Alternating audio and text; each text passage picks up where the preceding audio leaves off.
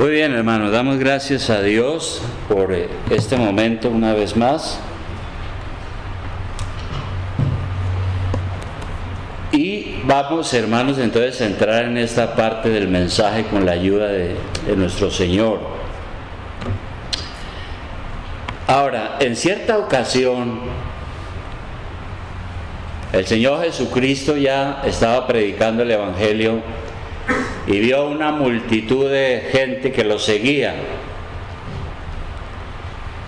Personas con deseos de escuchar la palabra de Dios, con problemas.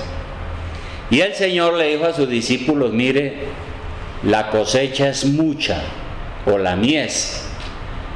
Por favor, oren al dueño de la cosecha para que mande obreros a la cosecha. Es decir, es un llamado para que el Señor nos dé predicadores, pastores y demás ministros que trabajen en la iglesia. Ahora, es interesante que muchos de los que oraron probablemente fueron llamados, pero el mismo Señor Jesucristo llamó a 12 a trabajar y a formar un equipo, el equipo apostólico. Uno podría pensar, bueno, el Señor Jesucristo es Dios. Él tiene el poder para hacer las cosas sin necesidad de nadie. Los ángeles están a su disposición. Él podía tener otro método para traernos la salvación. Sin embargo, Él llamó a 12, integró un equipo de trabajo. No quiso hacer las cosas solo. Necesitó de personas que le ayudaran en la tarea. Y yo quiero, apreciados hermanos, que examinemos con cuidado los métodos usados por el Señor al escoger los pastores y comparemos lo que podemos hacer en nuestra iglesia. Ese sería el reto. Entonces, lo primero que vemos es que el Señor escoge a 12 personas mediante una elección, como nos escoge a nosotros para la salvación. Es Dios el que decide quién sí, quién no, finalmente. Pero les invito entonces a abrir el Evangelio de Marcos en el capítulo 3. Evangelio de Marcos, capítulo 3. Evangelio de Marcos, capítulo 3, en el versículo 13. Hay otros evangelios que mencionan el mismo pasaje, pero aquí en Marcos 3:13 dice lo siguiente. Dice: después subió al monte y llamó así a los que él quiso, y vinieron a él. Hasta ahí. Entonces los evangelios dicen que el Señor lo primero que hizo fue que subió al monte. ¿A qué subió al monte? El Señor subió al monte para estar solo y orar a nuestro Dios ante esa decisión que iba a tomar. Y yo me imagino al Señor orando y diciendo: Padre, yo necesito hacer el trabajo, pero necesito a unos 12. Muéstrame cuáles son. Y el Señor tenía esa costumbre, y es algo que las iglesias deben hacer. Yo creo que toda iglesia, cuando va a nombrar a alguien, a un pastor o otro ministro, debe de primero orar para tener éxito. Lo hizo el propio Señor Jesucristo. Y entonces el Señor, después de la oración, y creo que es Mateo, dice que Él pasó la noche orando a Dios. Es decir, se le fue el tiempo orando, y amaneció y salió a predicar. Y entonces, ¿qué hizo? Dice que escogió a 12, a los que él quiso. Ahora, según la hermenéutica bíblica, el número 12 simboliza el gobierno perfecto de Dios. Por eso no escogió 11 ni 13 ni 5, sino 12. Hay un símbolo ahí sobre el gobierno de Dios. Y con esos 12 hombres edificaría su iglesia. Y realmente no eran hombres especiales. Los 12 eran hombres ordinarios, comunes y corrientes. Tenían los mismos trabajos comunes que tiene la mayoría de la gente y tenían los mismos problemas de la gente común. Por ejemplo, la Biblia dice que eran galileos y la provincia de Galilea era una provincia la más mala que había. Los judíos que vivían en Jerusalén, que vivían en la capital, miraban con bastante desprecio a Galilea y todo el que fuera de allá. Tenían mala fama los galileos. Eran hombres sin ninguna ventaja social, no tenían ninguna posición social, no eran ricos, no tenían una posición especial, tampoco tenían mucha cultura. Algunos eran pescadores que escasamente medio sabían leer. Por eso cuando empezaron a predicar los fariseos y los doctores de la ley, dijeron: ¿y estos de dónde salieron con semejante sabiduría? Si son unos ignorantes. No eran gente importante, no tenían una preparación teológica especial. Y a eso se suma que tenían muchos defectos, muchas debilidades y torpezas. Sin embargo, Dios los escogió para integrar su equipo de trabajo. De manera entonces que ese grupo de los 12 era un grupo muy heterogéneo, muy diversos. Allí estaba, por ejemplo, Mateo, que era un cobrador de impuestos, trabajaba en la DIAN de esa época, ¿sí? Y era odiado porque la gente decía: este tipo es el que nos tiene pobres, mire cómo recoge nuestra plata y se la manda a Roma, que era la capital del imperio. Es un traidor. Estaba Simón el cananeo, el que se conoce como el celote, que era una de esas personas anárquicos, revolucionarios, que estaba en contra de Roma y que encabezaban motines y revueltas. Era violento y estaban listos a cometer crímenes y asesinatos a ver si podían liberar al país de los romanos. Entonces todos tenían sus problemas. Por ejemplo, Juan y los hijos de Zebedeo, el que más, Jacobo y Juan, eran llamados los hijos del trueno, muy bravos. En alguna ocasión fueron a un pueblo a predicar y en el pueblo les dijeron: mire, ¿sabe qué? Váyanse de aquí, no los queremos. Salieron del pueblo con Jesús y le dijeron al Señor: Señor, hagamos una cosa, mandemos que caiga fuego y destruya ese pueblo. Y el Señor le dijo: no, cálmense, yo no vengo a hacer semejantes cosas. Esos eran el carácter de estos discípulos, de estos 12 discípulos. Todos hombres con defectos como nosotros. Y el asunto es que Dios no llama superhombres. Es decir, el Señor Jesucristo no oró esa noche y dijo: Señor, muéstrame cuáles son los más inteligentes, cuáles son los mejores hijos, cuáles son los mejores padres. En absoluto. No. Dios no llama a superhombres, no llama a perfectos. El Señor llama a pecadores para transformarlos con su gracia salvadora. Entonces, eso es lo primero. El Señor integra un equipo de trabajo, pasa la noche orando a Dios, llama a los que Él quiere, los que el Espíritu Santo le muestra, aquel otro, por nombre, y los llama para una misión clara. ¿Qué dice ahora el versículo 14? Dice: y estableció a 12 para que estuviesen con Él y para enviarlos a predicar. La primera cosa que vemos es que dice aquí escoge a 12 para que estén con él. Ninguno podía decirle, no, mire, lo que pasa es que yo soy pescador y mañana tengo que madrugar y no tengo para el mercado y además mi esposa y no.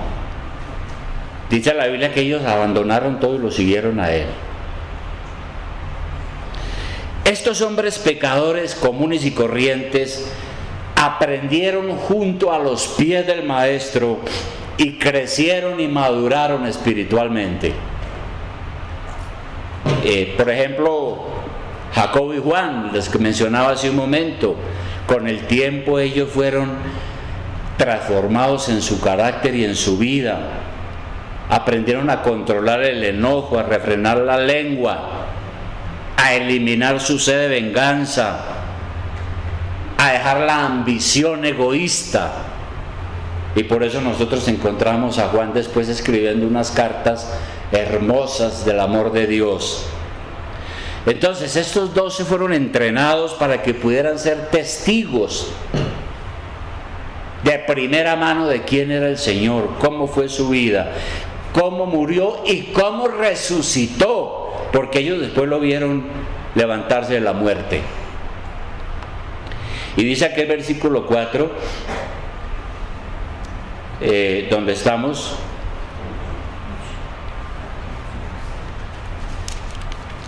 versículo 14, dice que para que estuvieran con él y para enviarlos a predicar.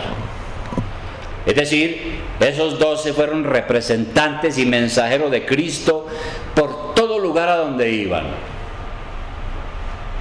Y ellos decían, nosotros venimos en el nombre del Señor. Pueblos, aldeas, todo lugar. Ahora, vamos a irle buscando algo de enseñanza para nosotros.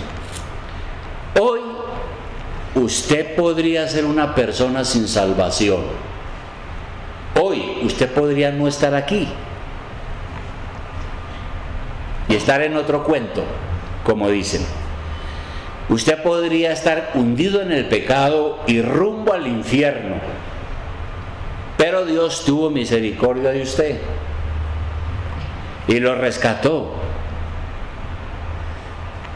Y Dios utilizó muchas cosas.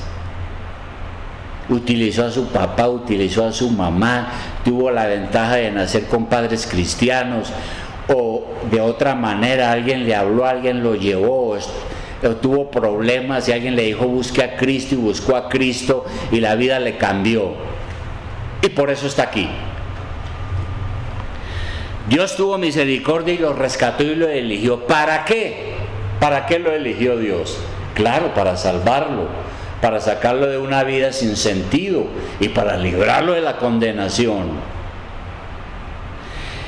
Pero también para algo muy importante según Juan 15:16, que fue algo que nosotros leímos en la lectura congregacional. Juan 15:16. El Señor le dijo a esos apóstoles, a esos discípulos más otros, después les dijo en 15:16 lo siguiente: antes de ir a la cruz, ya había pasado casi unos 3 años de enseñanza, les dijo: no me elegisteis vosotros a mí, sino que yo os elegí a vosotros. En otras palabras, mire, ustedes no me están haciendo ningún favor a mí. Yo no tengo que considerarme afortunado porque ustedes me están siguiendo. Soy yo el que los elegí a ustedes para salvarlos del pecado y de la muerte. Y los he puesto para que vayan y lleven fruto, y ese fruto permanezca. Es lo que dice nuestro Señor.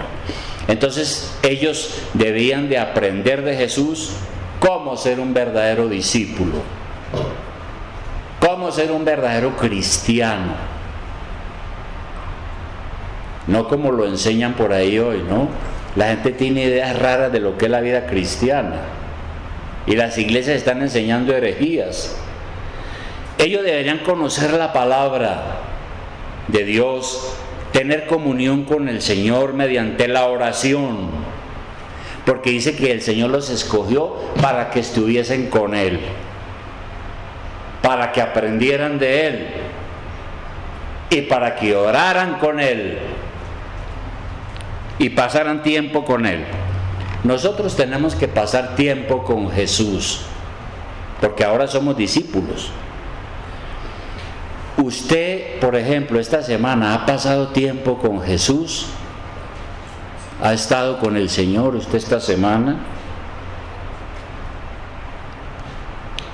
porque un discípulo tiene que pasar tiempo con el Señor, tiene que orar permanentemente. Esta mañana yo tuve un tiempo con el Señor, estuve con Él y hablé con Él y le dije: Señor, pues otro domingo tengo que predicar, te ruego que me ayudes a predicar. Y le rogué que me ayudara a hacerlo en el poder del Espíritu Santo, porque si no oro grave. Y eso pasaba con los discípulos.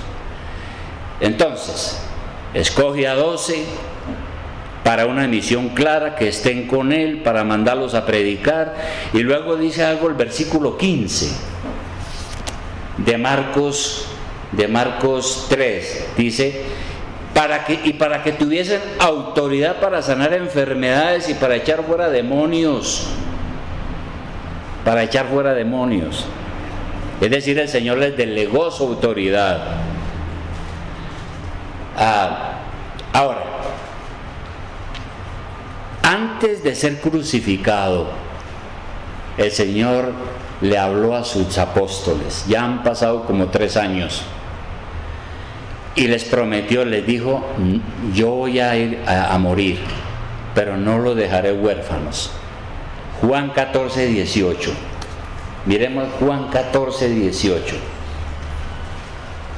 Es las palabras antes de Jesús, de que Jesús fuera arrestado para ser crucificado.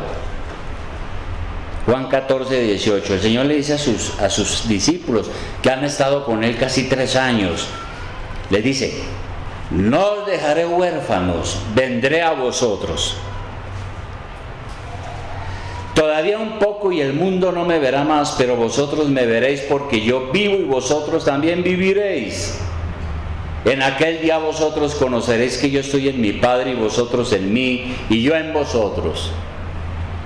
Por la sencilla razón de que ahí está anunciando que Él va a morir, va a resucitar y va a regresar en el poder del Espíritu Santo. Ahora, después de la resurrección, el Señor vuelve y se les aparece y les dice algo según Hechos 1:6. Hechos 1:6. Hechos de los Apóstoles, capítulo 1, versículo 6. El Señor muere en la cruz, el Señor resucita de entre los muertos y el Señor se les presenta vivo de entre los muertos. Y luego lo cita a un lugar. Aquí en Hechos de los Apóstoles, capítulo 1:6 está el relato. Dice lo siguiente: entonces los que se habían reunido le preguntaron diciendo: Señor, ¿restaurarás el reino a Israel en este tiempo? Porque los judíos pensaban que el Señor iba a reintegrarlos otra vez como fueron en la antigüedad, un pueblo glorioso, gobernando, etc. 7. Y Él les dijo: no os toca a vosotros saber los tiempos o las sazones que el Padre puso en su sola potestad. Es decir, el Señor le dice: no, ustedes no pueden saberlo. Y en el 8 dice: pero recibiréis poder cuando haya venido sobre vosotros el Espíritu Santo, y me seréis testigos en Jerusalén, en toda Judea, en Samaria y hasta lo último de la tierra. Entonces les entrega la promesa: tranquilos, esperen ahí, estén orando, ustedes van a recibir poder para que puedan ser testigos y puedan evangelizar. Entonces los discípulos debían ser los instrumentos en el establecimiento del reino de Cristo. Y debían hacer eso con la energía del Espíritu Santo que Dios les iba a dar.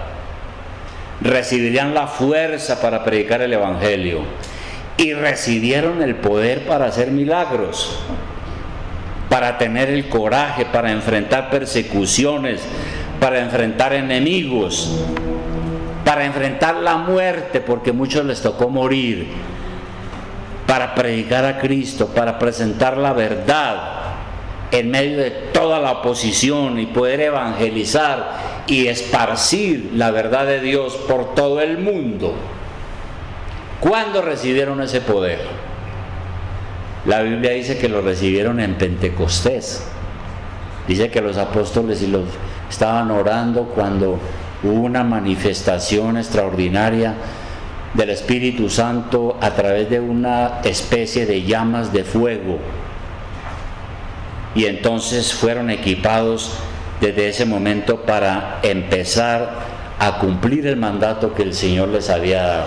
No los dejaré huérfanos, yo les voy a dar el poder, porque si ustedes van sin ese poder no pueden hacer nada. Bien, después de eso, del Pentecostés, entonces se dio comienzo a la iglesia. Y usted cuando lee el libro de los Hechos de los Apóstoles ve que ellos salieron evangelizando y haciendo milagros y sanando enfermos, echando fuera demonios, hablando cosas. El apóstol Pablo predicaba en los pueblos, fue perseguido, etcétera, etcétera. Más tarde Pablo escribió a los Efesios. Algo interesante en el capítulo 4 a los Efesios. Miremos, Efesios capítulo 4. Efesios capítulo 4, versículo 11. Dice que Jesús resucitó entre los muertos. Efesios 4:11. Dice, y él mismo constituyó a unos apóstoles, o sea, a los 12 que ya había nombrado, a otros profetas, a otros evangelistas, a otros pastores y maestros. Entonces el Señor, después de que asciende y viene el Espíritu Santo y la iglesia empieza a crecer, ya además de los apóstoles incorpora a otros ministerios, profetas, evangelistas, pastores y maestros. Ahora bien, aclaremos algo. Los apóstoles y los profetas fueron el fundamento de la iglesia. Y es bueno aquí aclarar lo siguiente: los apóstoles desarrollaron un ministerio sui generis. Es decir, desarrollaron un ministerio único, irrepetible. Ya no existen apóstoles. Tuvieron su tiempo. Desarrollaron la tarea de poner los fundamentos de la iglesia. Y hoy ya no hay apóstoles. Si alguien anda por ahí diciendo que es apóstol, puede que sea un apóstol pero falso. Y por ahí hay unos grupos diciendo que pastores haciéndose llamar apóstoles. Yo creo que son falsos, a menos que quieran decir que son mensajeros en términos generales. Los profetas no son los del Antiguo Testamento. En los tiempos del esparcimiento de la iglesia hubo profetas, pero esos profetas de hace 2000 años fueron aquellos que Dios les reveló de manera directa y ellos con los apóstoles fueron iluminados para escribir el Nuevo Testamento. Porque en los tiempos, al comienzo de la iglesia, no existía el Nuevo Testamento. Todo era mediante revelación y mediante predicación, mediante transmisión oral. Entonces se iba enseñando las verdades reveladas a los apóstoles. Por eso ahí en Efesios, un poco atrás, en capítulo 2:20, ¿qué dice? En capítulo 2:20 de Efesios dice que todos nosotros estamos edificados sobre el fundamento de los apóstoles y profetas, siendo la principal piedra del ángulo Jesucristo mismo. Entonces Dios, el Espíritu Santo, los inspiró para que escribieran el Nuevo Testamento, para que escribieran estas cartas que nosotros tenemos hoy. Así fue. Y ellos pues trabajaron en la Escritura y cumplieron ese trabajo de ser el fundamento de la iglesia. Y esos apóstoles murieron, y ya no hay más apóstoles. Y esos profetas murieron, ya no hay profetas de ese estilo. Y si alguien anda por ahí diciendo que es profeta, es falso. Y menciona aquí también en Efesios, donde estuvimos leyendo hace un momento, menciona también a los evangelistas. Dice que cuando comenzó la iglesia, entonces Dios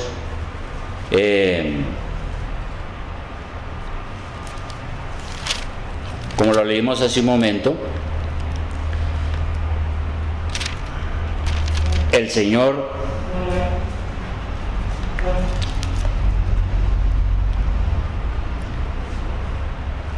Efesios, en la parte de arriba, hermanos.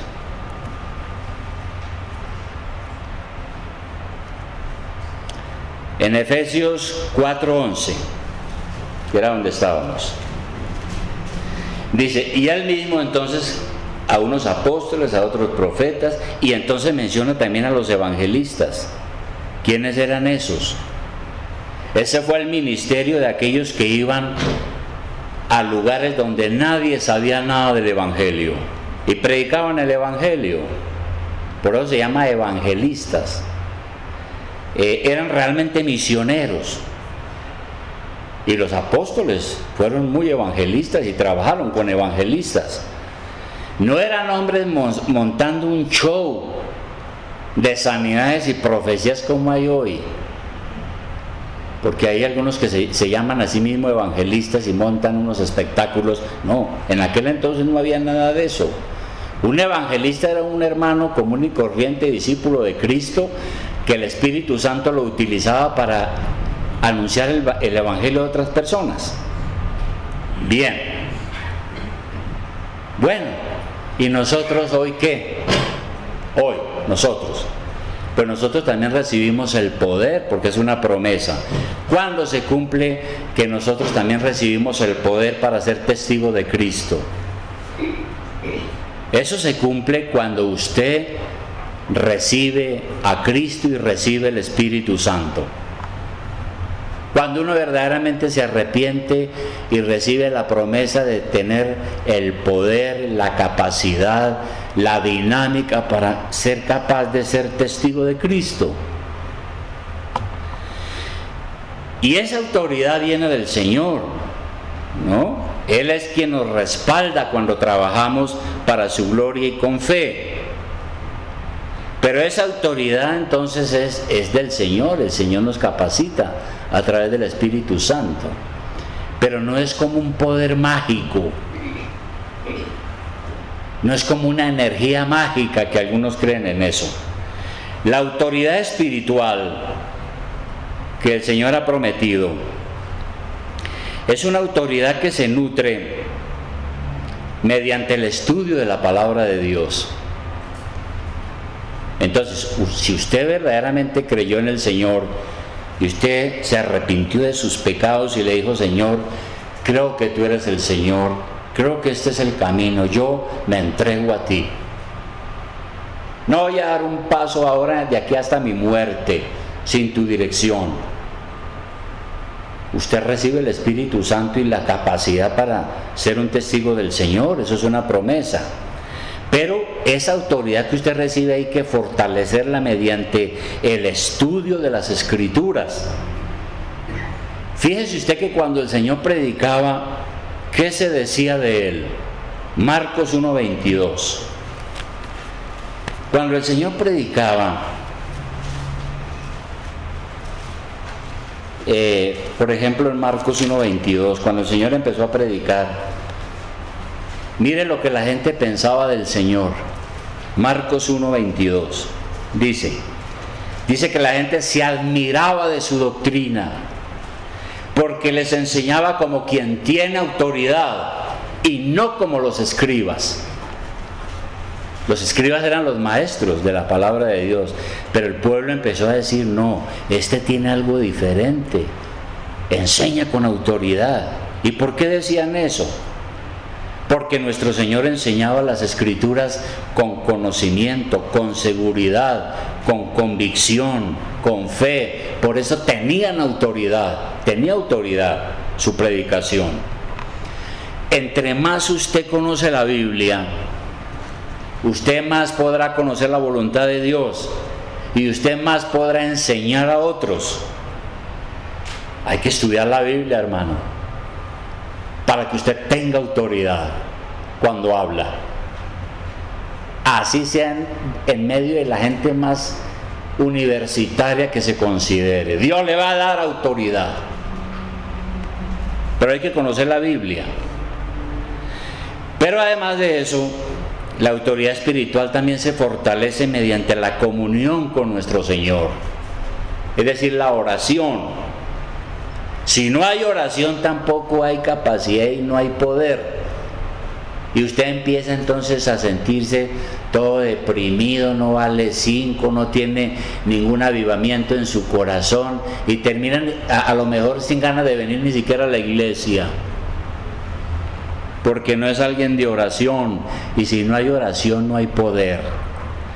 Si somos vigilantes, entonces vamos a triunfar. El Señor dijo que si no somos vigilantes vamos a caer en tentación. Velad y orad para que no entréis en tentación, dice el Señor. Bien, conclusión, hermanos, a todo esto.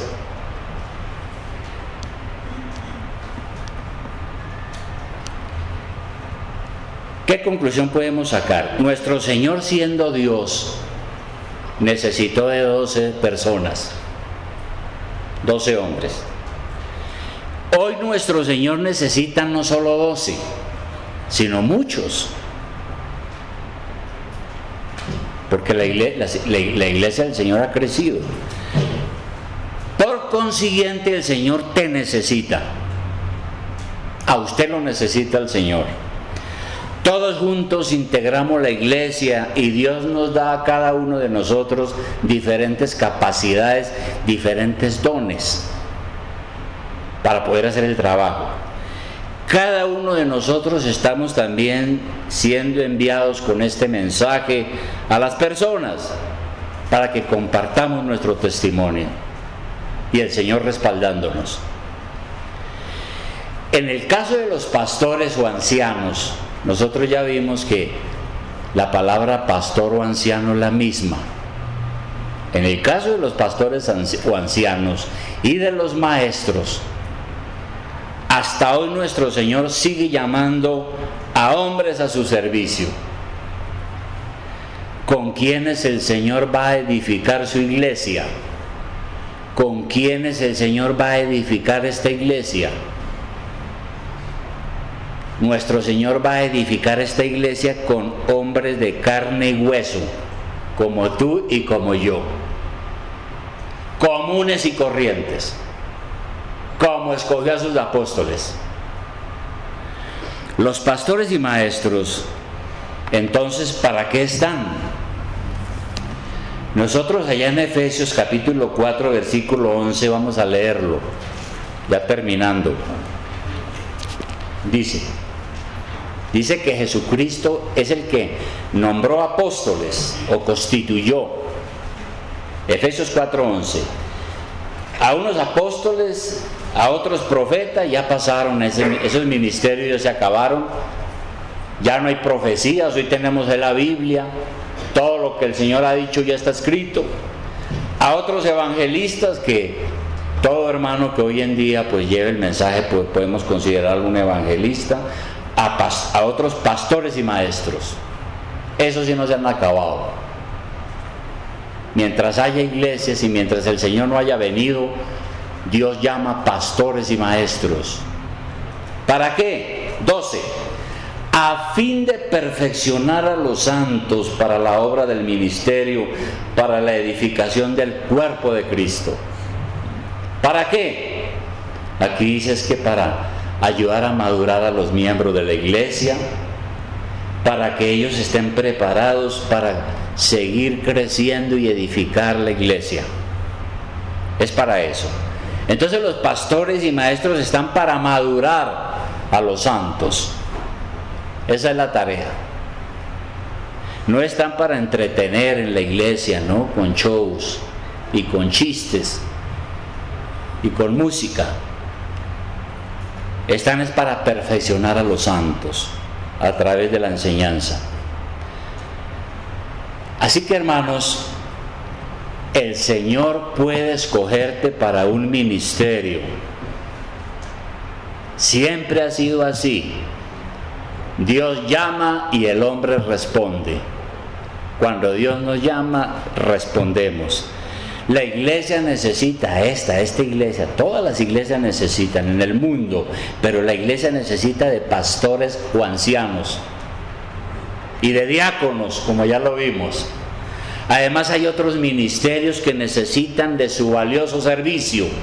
Por ejemplo, finanzas, ministerio de finanzas, ministerio de mayordomía, ministerio a los jóvenes, ministerio de música, ministerio de adoración, ministerio de oración, ministerio de escuela dominical. Hay otros ministerios y el Señor lo necesita a usted o la necesita.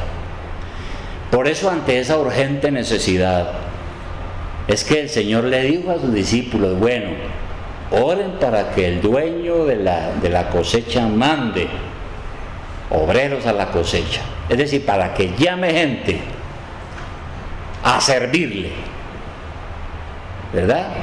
A Él. Porque es que la vida cristiana no es solo andar uno preocupado por la esposa, el esposo, los hijos y por cómo cada día me enriquezco hasta que yo llegue a los 80 años y sea multimillonario. Por ahí no es, hermano. Dios lo llama al servicio, a preocuparse por Él y por su iglesia. Entonces, empecemos orando, porque eso es lo que el Señor me dice aquí. ¿Hacen falta pastores y ancianos y maestros en la iglesia? Pídale a Dios, que es el que manda, que los levante y los llame. Y uno sabe que cuando Dios lo llama hay que responder, porque si no lo trae a rastras. Entonces empecemos orando a Dios. A la vez, usted sea sensible al llamado de Dios. Si Dios empieza a mostrarle que usted tiene que servir en la iglesia y servirle a Él, no empiece a pensar cosas como: no, lo que pasa es que sí, muy bien lo que dijo el pastor, muy interesante, pero el problema es que yo no tengo tiempo. Estoy muy ocupado. Es que el Señor no llama a desocupados. Todos los 12 apóstoles eran muy ocupados. Pedro y ellos tenían que levantarse a las 4 de la mañana a pescar, recoger esas redes, después llevarlas al mercado, venderlas. Llegaban cansados. Dios no llama a desocupados, Dios llama a ocupados. Entonces uno no puede empezar a decir: no, lo que pasa es que no tengo tiempo, o no soy un teólogo. No, es que el pastor sabe mucho, él es un teólogo. Yo no soy teólogo. Uno no puede empezar. Para eso está el Señor, para prepararlo, y nos ha dejado su palabra. No empiece a pensar: es que eso del trabajo de la iglesia, eso que lo hagan otros, eso requiere mucho tiempo, que lo hagan otros. Excusas, excusas, excusas. No podemos pensar así. Si el Señor lo llama, dé un paso al frente y diga: Señor, aquí estoy. Tú eres lo más importante, entre otras cosas porque es que yo me tengo que morir. A mí afuera me pueden pegar un tiro, me puede matar un carro, me puede dar un infarto. Tengo muchos proyectos donde me puedo enfermar de cáncer y muchas cosas. Señor, aquí estoy, quiero servirte, Padre Celestial. Lo que puedas hacer de mí en este resto de vida, a tu servicio estoy. Y el Señor ha dicho que el que hace eso, Dios lo va a bendecir, lo va a honrar, no le va a faltar nada, porque Dios es el dueño de todas las cosas. De manera que empecemos orando. Y si el Señor empieza a ver, si ya desde ahorita, hermano, usted ya empezó como a sentir algo de ese llamamiento, responda, hermano, es lo mejor que puede hacer, porque hay grandes cosas para su propia vida. Vamos a orar entonces.